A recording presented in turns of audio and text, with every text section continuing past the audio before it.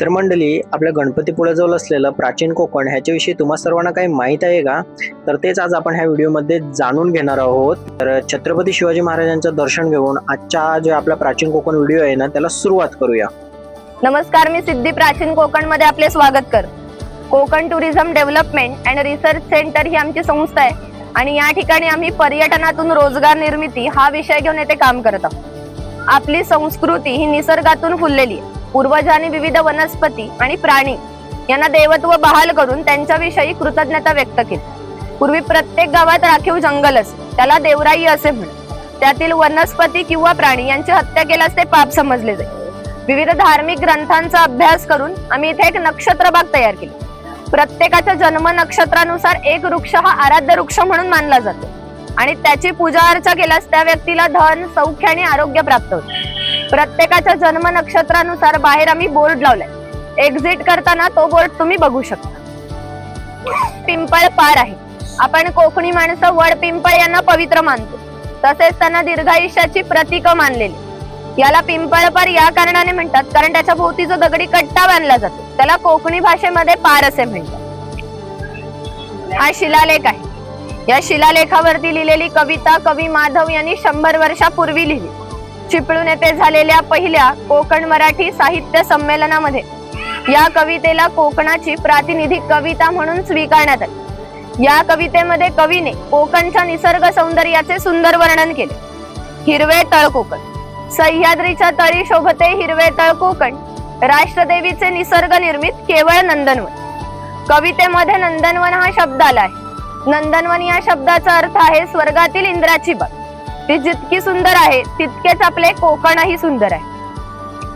ही गुहा काळाचे प्रतीक आहे. गुहेच्या अलीकडे आहे वर्तमान काळ आणि गुहेच्या पलीकडे आहे 500 वर्षापूर्वीचा भूतकाळ. इथून पुढे पाहणार आहोत की 500 वर्षापूर्वीची कोकणी माणसं कशी राहत होती. त्यांची समाज रचना, ग्रामरचना, खाद्य संस्कृती आणि परंपरा कशा होती. गुहेतून येताना सर्वांनी वाकून या. हे कोकमचं झाड आहे. याला जी फळे येतात यापासून कोकम सरबत आणि कोकम आगळ तयार केले जाते. त्याच्या बियांपासून तेल तयार केले जाते. त्याचा उपयोग कैलास जीवन क्रीम मध्ये केला जातो आणि त्याच्या फळाच्या सालीपासून आमसूल तयार केलं जातं. आपल्या पुराणामध्ये असा उल्लेख केलेला आहे की हजारो वर्षापूर्वी भगवान परशुराम होऊन गेले. त्यांनी संपूर्ण पृथ्वी जिंकून घेतली. जिंकून घेतलेली सर्व पृथ्वी त्यांनी दान केली. दान केलेली कोणतीही गोष्ट आपण स्वतःसाठी वापरत नाही, परंतु त्यांना राहण्यासाठी भूमी आवश्यक होती. आपण ज्या ठिकाणी उभे आहोत त्या ठिकाणी हजारो वर्षापूर्वी समुद्र होता. त्याच्याशी त्यांनी युद्ध केले आणि त्याला 40 ते 50 किलोमीटर पाठीमागे ढकलले आणि या सुंदर कोकण प्रदेशाची निर्मिती केली. म्हणून या कोकण प्रदेशाला परशुराम भूमी असे म्हणतात. हे सारे कोकण दऱ्याखोऱ्याने वेढलेले.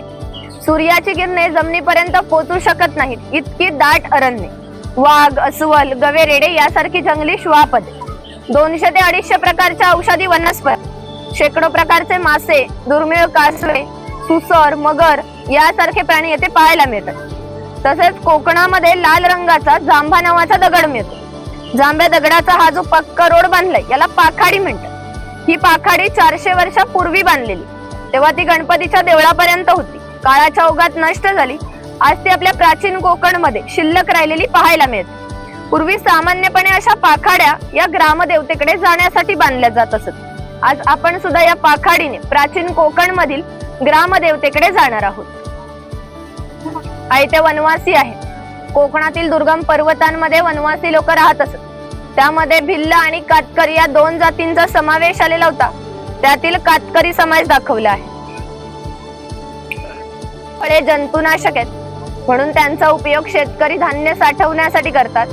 तसेच त्याचा उपयोग गरम मसाल्यासारख्या पदार्थांमध्ये केला जातो. फिश करी मध्ये सुद्धा याच्या फळांचा वापर केला जातो. माडीवाला दाखवलाय. ताडी माडी जी काढली जाते तो काढणार. इथे नारळाच्या झाडापासून माडी काढली जाते. पूर्वी धार्मिक संस्था गाव नियंत्रित करीत असत. गावातील गावकरी येथे एकत्र येत असत. जर गावात 2 व्यक्तींची भांडणे झाली तर संपूर्ण गाव येथे एकत्र येऊन गाव प्रमुख त्यांच्या समोर न्यायदान करीत असे. तसेच गावातील सार्वजनिक कामे जसे की आता पाखाड्या बांधणे, लाकडी साकव बांधणे अशी कामे कोणी, कधी आणि कुठे करायची याविषयीचे निर्णय गावकरी येथे बसून घेत असत. आणखी एक महत्वाचे वैशिष्ट्य म्हणजे जगभर अशी प्रथा आहे की प्रत्येक जाती धर्माचे लोक हे आपापल्या देवाकडे जातात आणि देवाचे दर्शन घेतात। आपण कोकणी माणसं सुद्धा वर्षभर देवळात जाऊन देवाचे दर्शन घेतो, पण इथे जेव्हा शिमग्याचा सण येतो तेव्हा हा देव या पालखीमध्ये बसवून प्रत्येकाच्या घरोघरी नेला जातो। म्हणजे कोकणी माणूस आणि देव यांचं नातं इतक्या जवळच आहे की आपल्या एकमेकांकडे येणं जाणं असतं। या देवीचं नाव वाघजाई आहे। हे नाव आम्ही जाणीवपूर्वक ठेवले, कारण असं म्हणतात की ज्या निसर्गामध्ये वाघ आहे तो निसर्ग समृद्ध असतो। 500 वर्षापूर्वीचा निसर्ग सुद्धा असाच समृद्ध होता। त्याला आमच्या भावविश्वामध्ये दैवत्वाचं स्थान आहे। आपण कोकणी माणसं वड, पिंपळ, साप यांची पूजा करतो, म्हणजे आपण निसर्ग पूजक माणसे आहोत। म्हणून देवीचं नाव सुद्धा प्रत्यक्ष निसर्गाशी संबंधित असंच ठेवलंय वाघजाई। आम्ही जेव्हा देवळामध्ये जातो तेव्हा देवळातील गुरव लोक आमच्यासाठी प्रार्थना करतात, त्याला आम्ही गाराणं असं म्हणतो। आपण तुमच्यासाठी सुद्धा ते गाराणं घालूया। हात जोडून उभे राहा आणि त्यांच्या मागून होय महाराजा म्हणायचे।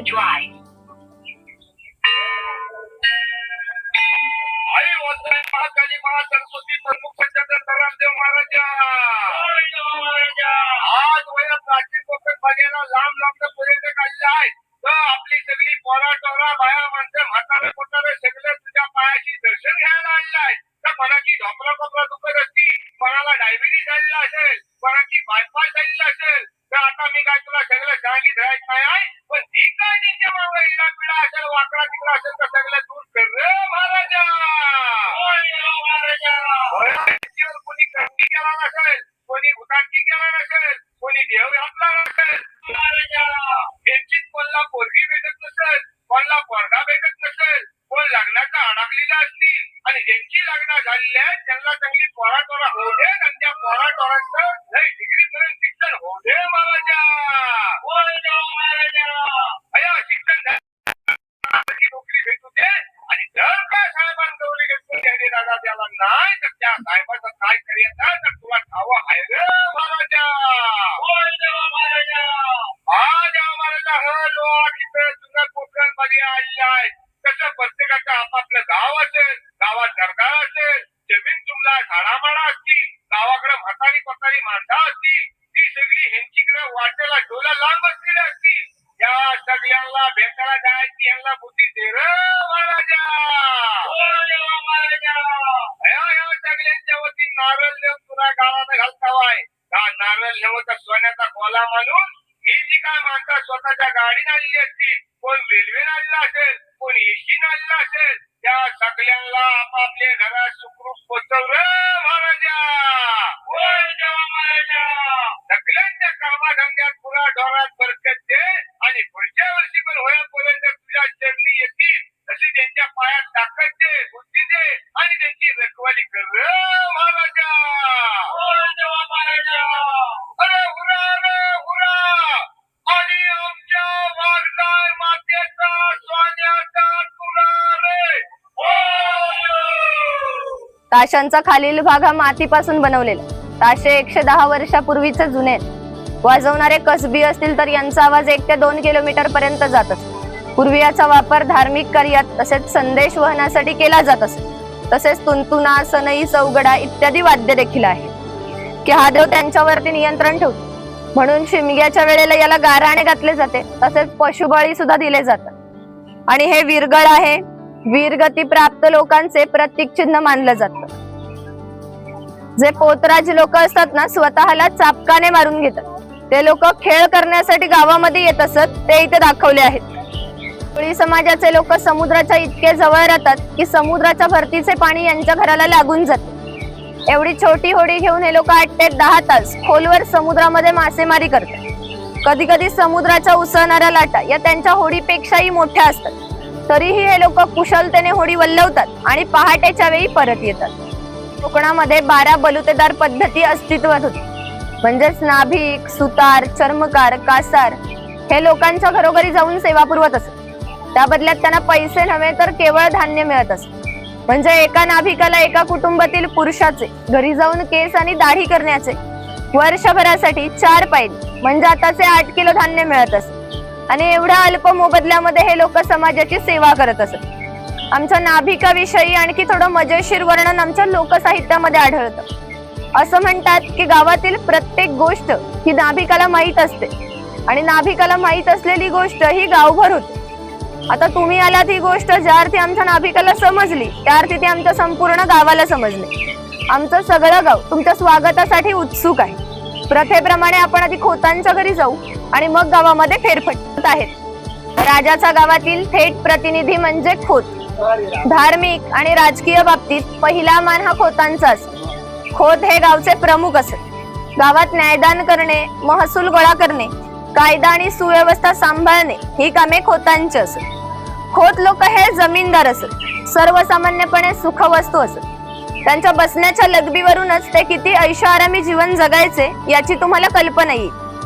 ही खोतांची बायको आहे. कोकणी स्त्रिया सुंदरही होत्या, शूरही होत्या, परंतु त्यांना स्वातंत्र्य नव्हते. माझघराचा उंबरठाही त्यांच्यासाठी मर्यादा होती. इथे खोतांची 2 मुले आहेत. ती आपला परंपरागत खेळ सोंगट्या खेळत आहेत. हाच खेळ महाभारतामध्ये धर्मराज आणि दुर्योधन यांच्यामध्ये द्यूत या नावाने खेळला गेला. हस्तिदंती फासे असतात किंवा शंखांच्या कवड्या असतात. त्या टाकून विशिष्ट प्रकारचे दान मागितले जातात आणि त्यानुसार सोंगट्या पुढे मागे सरकवून हा खेळ खेळला जातो. जर खेळणारे कसबी असतील तर हा खेळ 1 ते 2 रात्री सहज रंगत असे. इतका हा मजेशीर खेळ. खोतांच्या मागच्या बाजूला माझघर म्हणजेच पूर्वीची बेडरूम. त्याचे छप्पर पहा. हा शेतकरी आहे. याचं गवताचं घर आणि याच्या अपुऱ्या कपड्यावर जाऊ नका. हा आमच्या गावातील एक महत्वाचा उत्पादक घटक होता. तो एकमेव धान्याचं उत्पादन करीत असे आणि गावातील 12 बलुतेदार, राजा, खोत यांना धान्य पुरवण्याचे महत्वाचे काम हा करीत असे. म्हणजे ग्रामीण अर्थव्यवस्थेचा पायाभूत घटक हा आमचा शेतकरी होता. पूर्वी त्याचं घर जसं असायचं अगदी तसं घर आम्ही ते उभारले. ही समोर जी चूल दिसते हिला पिरसा म्हणतात. ही पेट ठेवली जायची कारण पूर्वी लायटर किंवा माचीस नव्हती. जेव्हा शेतकऱ्याच्या बायकोला स्वयंपाक करायचा असेल तेव्हा ती इथले 2-3 निखारे घेऊन स्वयंपाक घरातील चूल पेटवीत असे. हा विस्तव विजला तर घरात 2 गारगोट्या ठेवलेल्या असत. त्या एकमेकावरती घासून विस्तव करावा लागत असे. तिथे शेणाने सरवलेली टोपली आहे. तिला कोकणी भाषेमध्ये कणगी असे म्हणतात. तिचा वापर हा धान्य साठवण्यासाठी केला जातो. कोकणातील शेतकरी भात, नाचणी, हरीक, वरी यासारखी धान्य पिकवीत असे. ती कणगीमध्ये ठेवून वरती चिरफळाची फळे पसरवून झाकण ठेवून बाहेरून शेणा मातीने लिंपून घेतले जात असे. त्यामुळे आतील धान्य 3 ते 4 वर्ष सहज टिकत असे. अजूनही ठाणे जिल्ह्यातील वनवासी लोक या पद्धतीने धान्य साठवतात. ही शेतकऱ्याची बायको आहे. तिथे शेतकऱ्याची मुलगी आहे. हा पाळणा शेतकऱ्याच्या घरात कायमस्वरूपी टांगून ठेवला कारण आमच्या शेतकऱ्याच्या घरी दरवर्षी पाळणा हलत असे. प्रत्येक शेतकऱ्याला 8 ते 10 मुले असत. थोडक्यातच पूर्वीच्या काळी एकत्र कुटुंब पद्धती अस्तित्वात होती. हे उचले याचा वापर कपडे सुकत घालण्यासाठी केला जात असे आणि इथे कोकणातील गौरी गणपतीचा सण दाखवलाय. परी तयार करणे. उन्हाळा आला की मातीची मडकी तयार करणे. दिवाळीच्या वेळेला पणत्या तयार करून प्रत्येकाच्या घरोघरी नेऊन पोचवण्याचे काम कुंभार करीत असे. एखाद्याचं घर बांधायचं असेल तर तो त्याच्या घरी जाऊन कौले तयार करून देत असे. हे जे सफेद रंगाचे मडके दिसते हे माडी काढायचे मडके. कोकणामध्ये नारळाची झाडे भरपूर प्रमाणात आहेत. त्यांना नारळ येण्यापूर्वी पोई येते. त्या पोईला आडवा काप दिला जातो. बाजूने विशिष्ट प्रकारचा झाडपाला लावला जातो. तो पाला आतील माडी शोषून घेतो आणि ही थेंब थेंब गळणारी माडी मडके वरचेवर लावून त्यामध्ये साठवली जाते. काळाच्या ओघात 12 बलुतेदारांचे व्यवसाय नष्ट होत चालले, परंतु माडी काढण्याचा व्यवसाय अजूनही व्यवस्थित चालू आहे. गावातील महिलांना तसेच विविध देवतांना लागणारे दागिने बनवून देण्याचे काम सोनार करीत असते. याच्या अप्रतिम कलाकुसरीमुळे याच्या दागिन्यांना जगभर मागणी होती. शिमगा, नवरात्र आणि अन्य वेळेला ग्रामदेवतेला दागिने घालण्याचा मान हा सोनाराचा असतो. जगाशी व्यापार केला. इथून निर्यात होणाऱ्या वस्तूंमध्ये हस्तकौशल्याच्या वस्तू, कलम कापड, हस्तिदंती वस्तू, शंख शिंपले, मसाले इत्यादी वस्तूंची निर्यात वाणी करत असे. त्या बदल्यात संपूर्ण जगभरातून भारतामध्ये सोने येत असे. म्हणजे भारताने जे सुवर्ण युग अनुभवले त्याची प्रवेशद्वारे ही कोकणची बंदरे होती. हा सुतार आहे. कोकणातील 12 बलुतेदार दाखवताना जे अधिक कौशल्यवान आहेत ते आम्ही इथे दाखवले. त्यापैकी हा सुतार आहे. सुताराचे काम आहे शेतकऱ्याला लागणारी लाकडी अवजारे बनवून देणे. हा सावंतवाडीचा सुतार आहे. सावंतवाडीतील लोकांचे लाकडावरील कोरीव काम हे जगप्रसिद्ध आहे. त्यांच्या काही हस्तकौशल्याच्या वस्तू तुम्हाला आमच्या हस्तकला समन्वय केंद्रामध्ये पाहायला मिळतील। इथं दरवेशी दाखवला आहे असो हा लोहार आहे। ज्याप्रमाणे शेतकऱ्याला लागणारी लाकडी अवजारे बनवून देण्याचे काम करीत असे, त्याचप्रमाणे त्याला लागणारी लोखंडी अवजारे बनवून देण्याचे काम लोहार करीत असे। उदाहरणार्थ कोयती, कुऱ्हाड, नांगराचे फळ। 500 वर्षापूर्वीची कोकणाची राजकीय स्थिती अस्थिर होती। इथले बरेचसे लोक सैन्यामध्ये होते। त्यांना लागणाऱ्या लोखंडी ढाली आणि तलवारी बनवून देण्याचे काम लोहार करीत असे। याचे वैशिष्ट्य म्हणजे अजूनही कोकणात खोत आणि मराठा यांच्याकडे काहीशे वर्षापूर्वीच्या तलवारी आहेत। त्यांना अजूनही गंज आलेला नाही। त्यांची दर दसऱ्याला पूजा केली जाते। कोकणी माणसं आपल्या जेवणामध्ये खोबरेल तेलाचा वापर हा जास्त प्रमाणात करीत असत। शेतकरी आपल्या बागेतील खोबरे स्वतः तेलाकडे घेऊन जात असे आणि तेली त्याच्या देखत त्याला तेल पाडून देत असे। हा तेलाचा घाणा आहे, याला खुंट म्हणतात। यामध्ये सुके खोबरे घातले जाते। हे जे उभे लाकूड दिसते याला लाट म्हणतात। या लाटेला आडवे लाकूड अशा तऱ्हेने बांधले जाते जेणेकरून लाट उभी राहते। इथे जोखडाला बैल बांधला जातो।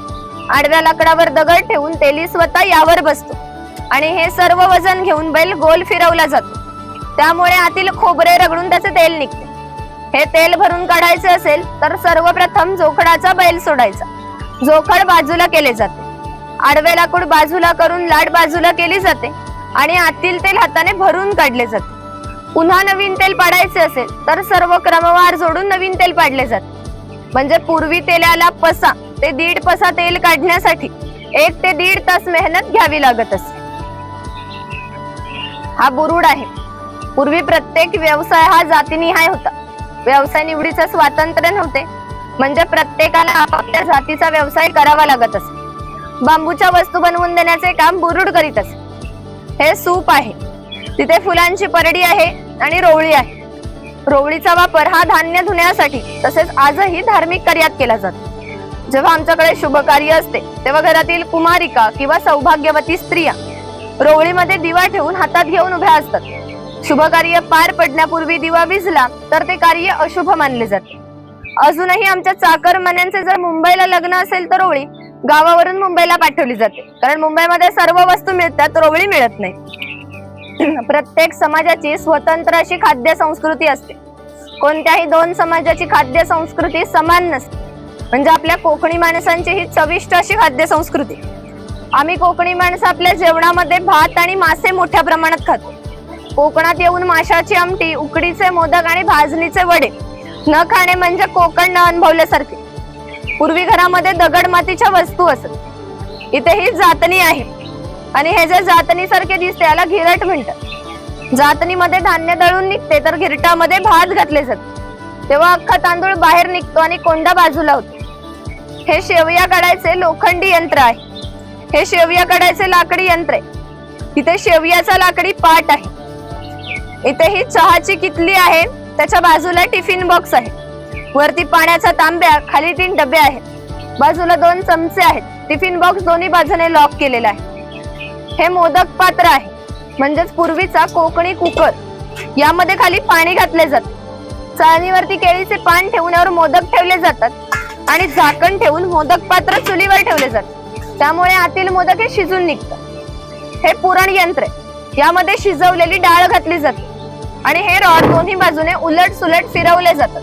त्यामुळे आतील डाळ वाटून निघते आणि त्याच्या गोड पुरणपोळ्या बनवल्या जातात। इथे लाकडी चमचे आहेत आणि ही दगडी उखळ आहे। यामध्ये पूर्वी भाताचे पोहे काढले जात असत। आता आपल्याकडे जो भात असतो तो रात्री भिजत घातला जायचा। सकाळी त्यातले पाणी काढून पोह्याच्या खापरावर भाजला जायचा आणि या उखळामध्ये घालून मुसळाच्या सहाय्याने काढला जायचा। त्याचे पोहे तयार व्हायचे।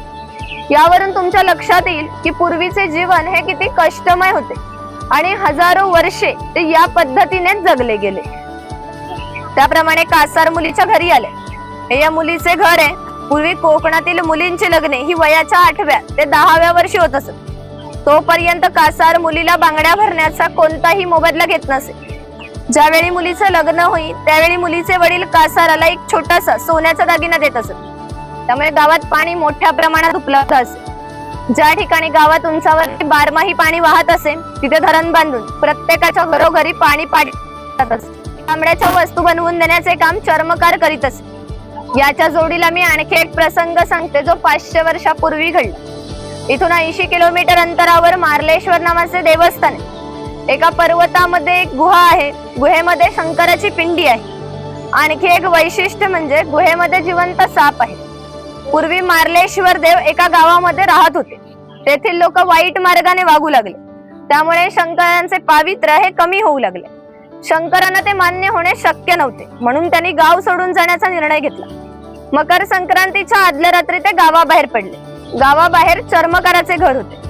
चर्मकार गरीब होता, परंतु श्रद्धाळू आणि नीतिवान होता। शंकरांनी कोणत्याही जातीपातीचा विचार न करता चर्मकाराला मशाल दाखवण्यासाठी विनंती केली। चर्मकाराने सुद्धा अतिथी देवो भव समजून मशाल दाखवण्यास सुरुवात केली। आज ज्या ठिकाणी मार्लेश्वर आहे त्या ठिकाणी जाऊन शंकरांनी आपले खरे रूप प्रगट केले आणि चर्मकाराला दर्शन दिले आणि त्याला सांगितले की यापुढे मी याच ठिकाणी राहणार। या गोष्टीला जवळजवळ 500 वर्षे होऊन गेली, परंतु दरवर्षी मकर संक्रांतीच्या आदल्या रात्री शंकरांची त्यांच्या मूळ गावातून पालखी निघते। तिला मशाल दाखवण्याचे काम चर्मकाराचा आजचा वंशच करतो। म्हणजेच मार्लेश्वर हे असे देवस्थान आहे जिथे कोणत्याही प्रकारचा जातीभेद मानला जात नाही। पूर्वी हा धनगर समाज इतक्या दुर्गम ठिकाणी राहत असे की तिथून त्यांचा पहिला बस स्टॉप देखील 10 ते 12 किलोमीटर अंतरावर असतो। हे लोक ज्यावेळी गावात येत त्यावेळी यांच्या पायात चांबड्याच्या वहणा, हातात घुंगराची काठी, खांद्यावर घोंगडी अशा वेशभूषेमध्ये येत असत। असे असले तरी प्रत्येक धनगर हा 100 ते 125 गायी आणि 5 ते 25 म्हशींचा मालक असे। प्रत्येक गायी म्हशीची किंमत 8 ते 10 हजारापर्यंत असते। या सर्वांची विक्री करायचे म्हटले तर याची किंमत ही काही लाखामध्ये जात असते। इतक्या धनसंपत्तीचा मालक हा धनगर होता, परंतु कोकणी लोकांची राहणीमान साधी असल्याने यांची राहणी सुद्धा साधी होती। इथे बकरीची गोठी आहे। जंगली श्वापदांपासून संरक्षण होण्यासाठी ती उंचावरती बांधली। तिच्या आतमध्ये 2 बांबूंच्या मध्ये फट आहे, कारण त्यांनी केलेला मैला हा त्यातून बाहेर पडत असतो। छपराची रचना जरी ओबडधोबड असली तरी पावसाचे पाणी आतमध्ये जाऊ शकत नाही। पासून कात तयार केला जातो, जो पानामध्ये घालतात ना लाल रंगाचा कात। तो कात तयार करण्यासाठी खैराचे झाड पूर्ण तोडले जाते। त्याच्या आतील भागांचे छोटे तुकडे केले जातात। ते तुकडे पहिल्या 4 मडक्यामध्ये पाण्यासोबत उकळवले जातात। जो लाल रंगाचा पाक तयार होतो तो 5व्या मडक्यामध्ये पुन्हा विशिष्ट तापमानामध्ये उकळवला जातो। तो पाक सावलीमध्ये सुकत घालून त्याच्या छोट्या वड्या पडल्या जातात। कात तयार होण्याच्या प्रक्रियेला 3 ते 4 महिने लागतात। इथे ही मचाण आहे। पूर्वी अशा प्रकारची मचाणे प्रमुख बंदरे व खिंडीच्या ठिकाणी फार मोठ्या भूप्रदेशावर लक्ष ठेवण्यासाठी उभारली जातात। त्यावरून 10 ते 12 किलोमीटर पर्यंतचा भूप्रदेश दिसायचा। इथे आमचं हस्तकला विक्री केंद्र आहे, तिथे कोकणातील खाद्यपदार्थ, मसाले, लाकडी खेळणी आहेत। काय खरेदी करणार असाल तर करू शकता।